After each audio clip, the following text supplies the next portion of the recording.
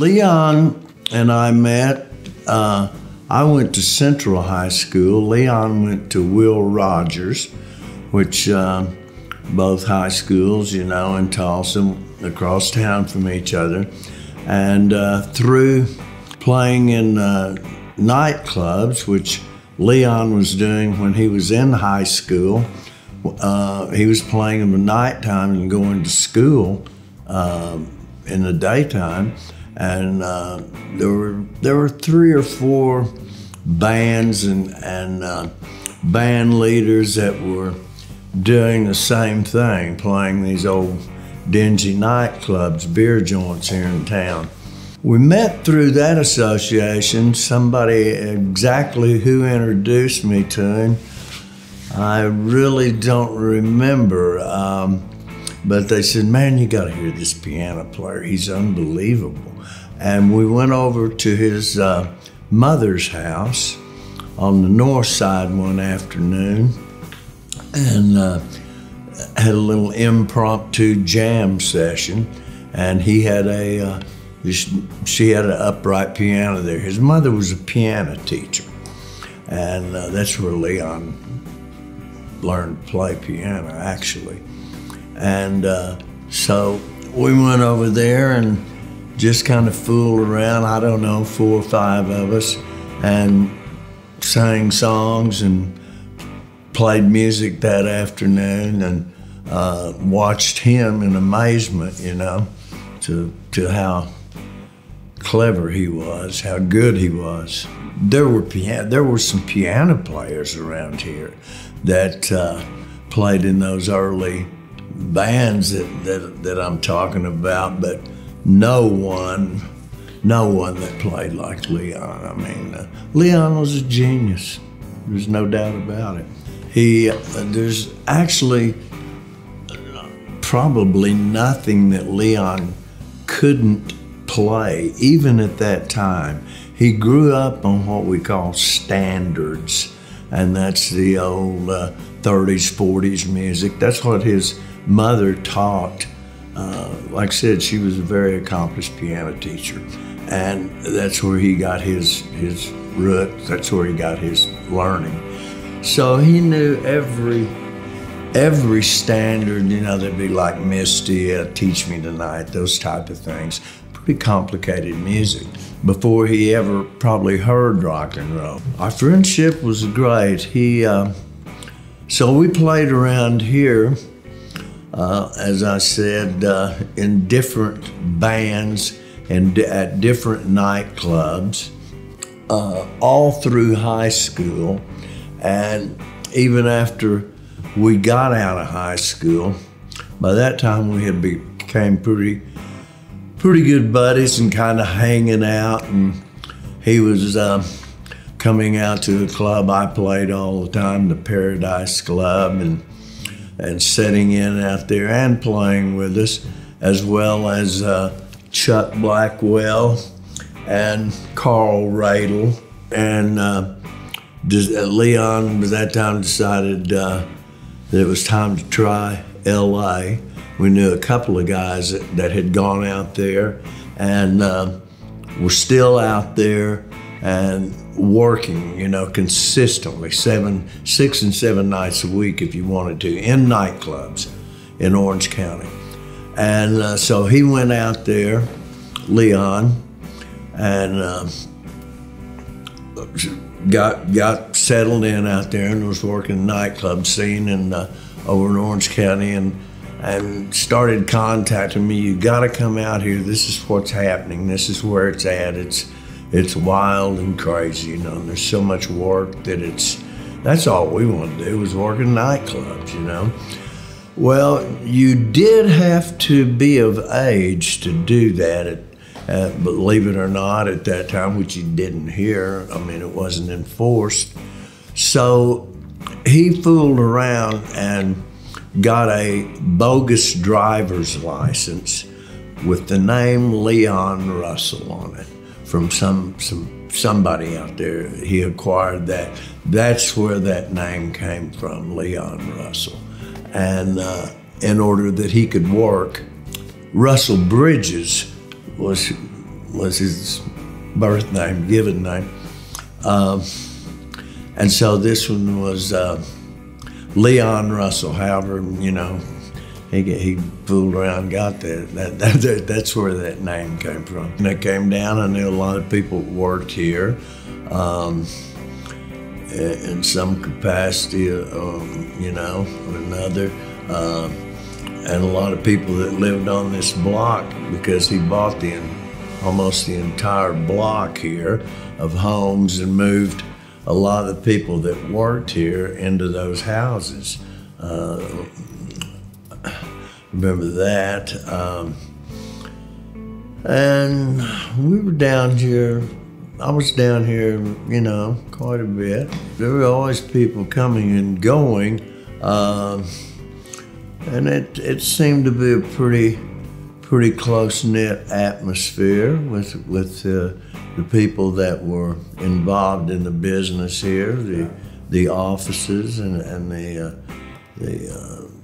administration, you know, people that worked here. Yeah, it seemed to be pretty tight-knit. And there were a lot of people that came through here and recorded that made it pretty interesting and exciting to see them. There was a lot going on here. Phoebe Snow got an album here, which had a hit on it, and Georgie Fame cut here.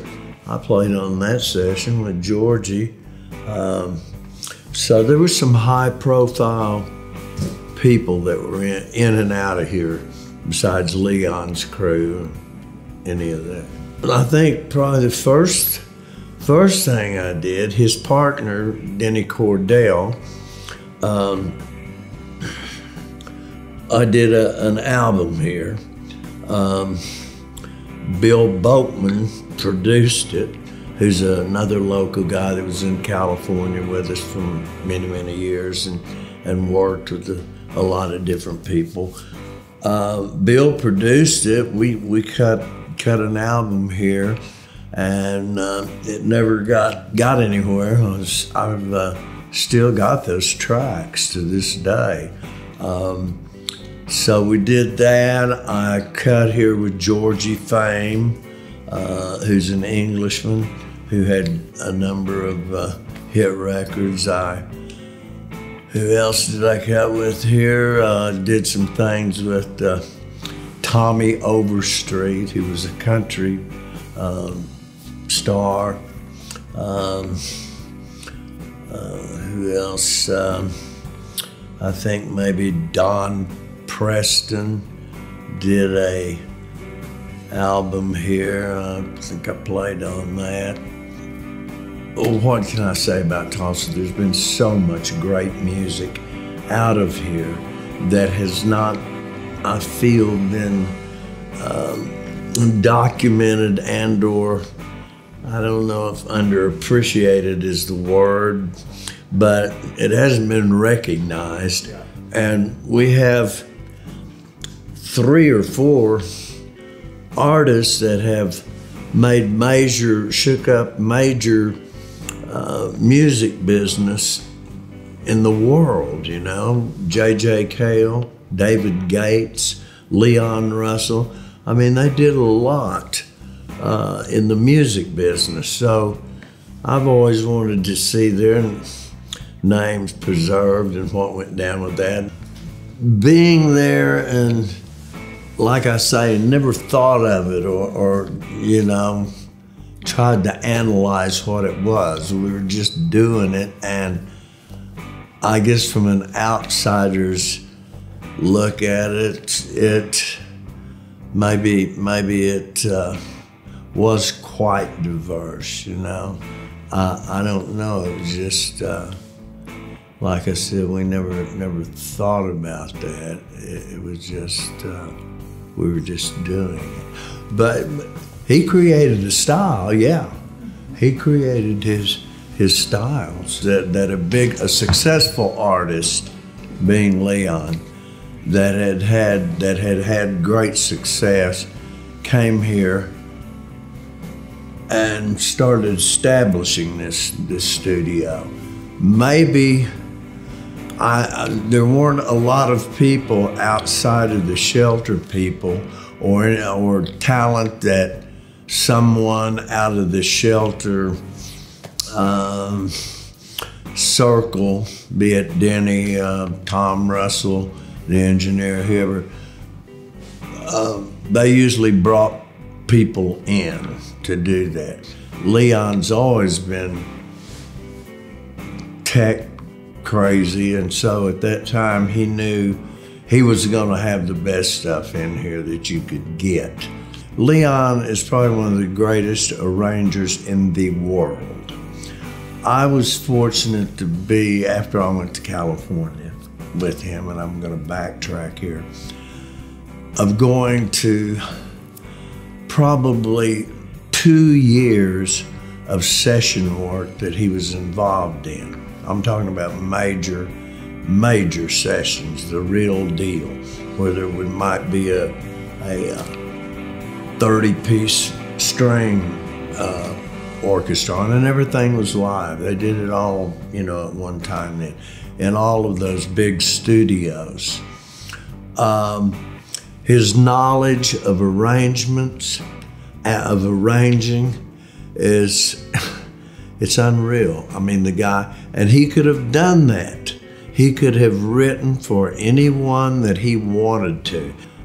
Beautiful, I'm talking about lush string orchestration. He was probably one of the greatest arrangers that's ever lived. That's a pretty strong statement, but by God, it's true. And he just didn't have any desire for that. But Leon was a musical genius. I mean, there's just no question about it. He truly was. He had all the things, the perfect pitch. He just knew what it took to take something and make it as much as a diamond as he could, He could make stuff sound beautiful quickly. Well, we want you to come see it. And I mean, you're off to a great start here, and I know it's gonna be great when it's completed. And museum, recording-wise, whatever, but we just need people to come see what Tulsa's created, and this being one of the first really true national